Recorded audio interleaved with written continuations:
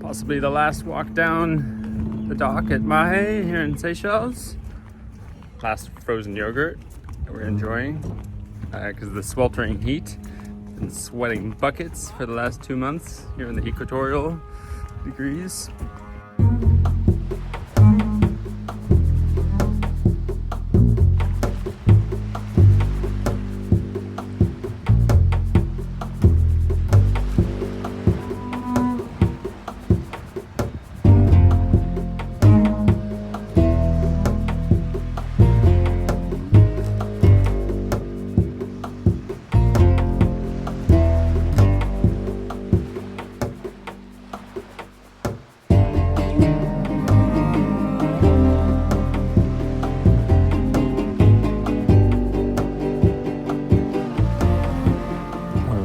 Projects we were doing before departure to Madagascar was installing the lifeline netting for safety, especially important having kids aboard. So I'm here making the net here so we stay safe, and I've got this little sleeve here over my bundle that keeps it together. This is really nice because it fits through, and I can just pass it and pass it. It goes much faster this way. We had less than 2 weeks before heading south, so there was an endless list of things to do. This would be our first big passage on Nessie, the kickoff for our expedition. We were going straight into the challenging waters of East Africa, the first stop being Madagascar. To prepare for this voyage, we did 2 Shakedown cruises in Seychelles with Green Coco Co-op members.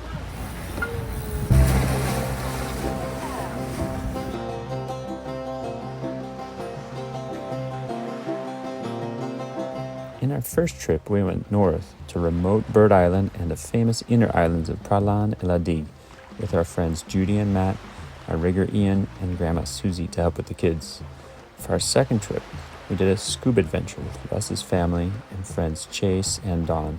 We headed south through Mahe overnight to the Amirantes, a remote archipelago of atolls with beautiful waters.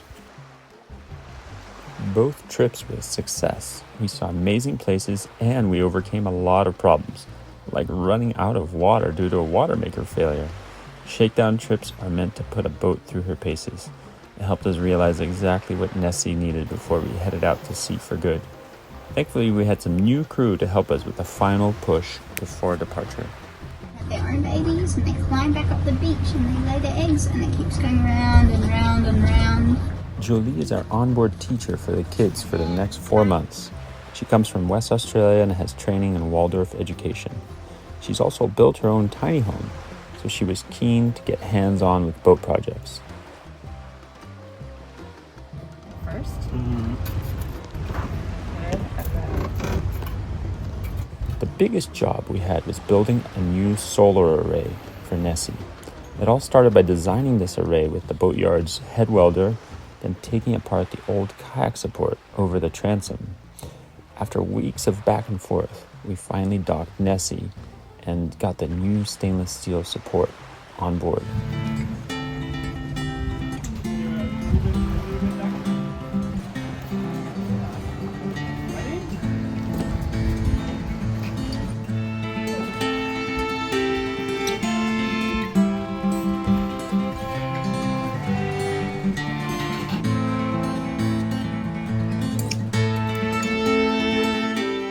Then it was time to install the actual solar panels. Try as I might, I couldn't get an electrician to show up for this installation. Getting qualified people to work in the Seychelles can be near impossible, so we had to do it ourselves. Running the wires inside the boat's crawl spaces was the worst part of the job. What are you doing back in the Netherlands? Oh, it's the solar panel wiring feeding through to the batteries. You know, where you don't really want to hang out too much. Woo! Very uncomfortable.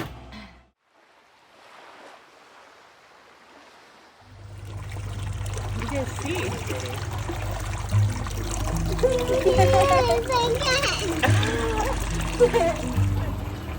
Check that out, Kiana. You want to say hi to Mr. Turtle?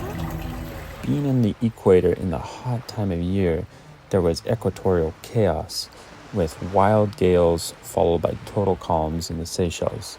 We did get an awesome visitor to our dock, a green sea turtle chowing down the algae right next to our slip.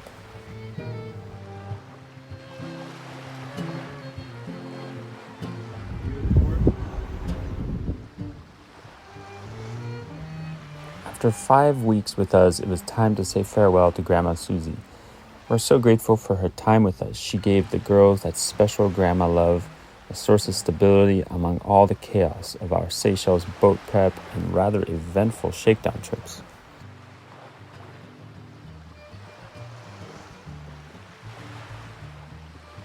We took a well-earned break to see the giant fruit bats at Takamaka Distillery in Mahe right after picking up our awesome friend Tara from the airport. We call her the Green Coco business alchemist. She turns salt into gold. That is, turning our lifestyle into something that is financially sustainable. She had first come aboard Green Coco in her previous catamaran Célavie in French Polynesia last year. She was back aboard now for the passage to Madagascar. I'm a level 1, what was it? Swab. Wipe the deck, scrub the You're deck. a deck swabber? Yeah.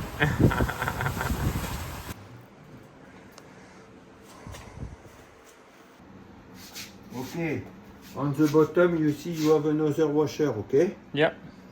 That's it. In the final days, we raced to finish a million chores, from a rather technical scuba compressor maintenance to purchasing all kinds of plumbing parts, just in case. We knew it would be really difficult to source materials in Madagascar, so we rushed around frenetically. Alas, to the detriment of our rental car.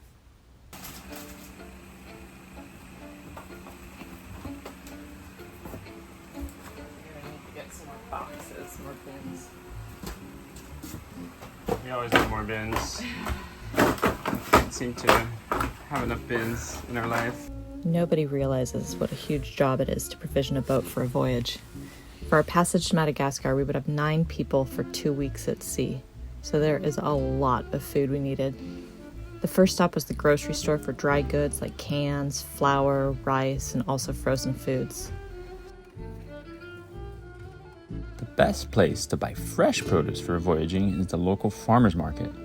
Fresh food like this will last much longer than refrigerated food from stores because it was picked more recently and hasn't gone through big temperature fluctuations, especially since we have to store those fruits and veggies outside our fridge due to space constraints.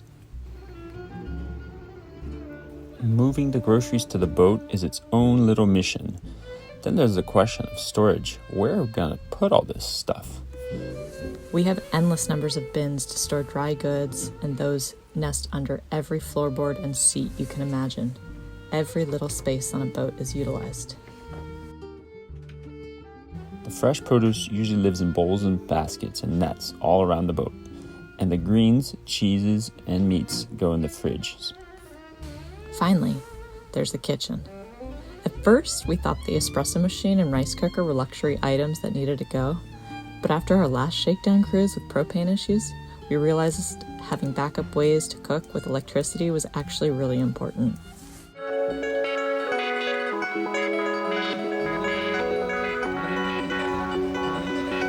Wow! Right, remember these? Boxes from Tahiti. Finally got them back. This is almost end of April. Just as we're checking out of the Seychelles, then they let us have them. Super exciting moment, storing our shore cord here. Probably going to be stored away for a very long time. I'm not sure when we'll see another marina that can hold our boat. After dealing with some maddening immigration problems, we finally got our departure papers in hand from the Seychelles port captain, and we welcomed our guests for the passage to Madagascar.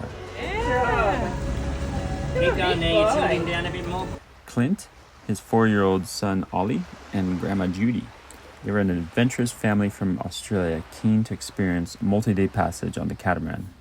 I'll see you very soon. Bye!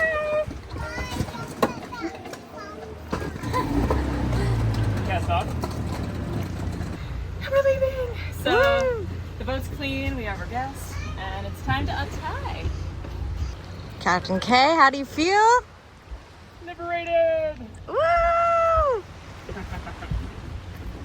And where are we headed? The wind's just slightly behind us. So We're headed about 2 minutes outside the marina. Oh, great. Let's start there. We were finally underway, once and for all, ready to head south and not look back. It was a surreal feeling, a mix of elation, exhaustion, and vulnerability as we prepared for the unknown ahead. We could only imagine what was in store for us as we sailed south to remote and wild places we had never been before.